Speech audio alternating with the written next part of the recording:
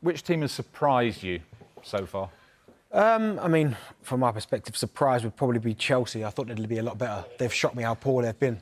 I thought when they brought in Pochettino, with the amount of players that they signed, I really expected them to be kind of pushing, not saying pushing Manchester City for the league, but certainly up there, competing for the top four. And the fact that they're so far off it and the performances they've put in, that's really surprised me, because I thought once they got the manager in Pochettino, who knows how to kind of build, work with new squads, the success he had at Spurs, I just thought he would be almost the final piece of the jigsaw to get them to where they wanted to get.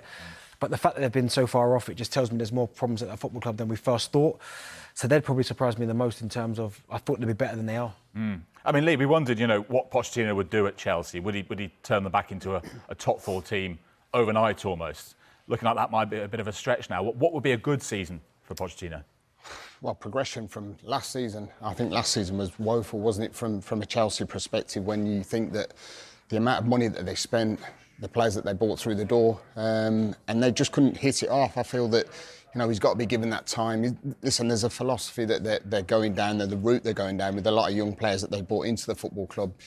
Put aside how much money they've spent, which stands out a million miles. But, you do have to feel that eventually this will come together. I think this is a long-term plan for Chelsea. There's no doubt about that. Poch going in there, fantastic manager. He's got the background of where he's been and obviously knows the Premier League. It's just a matter of time, I feel. And I do feel that they will turn a corner this season. I'm with Benny.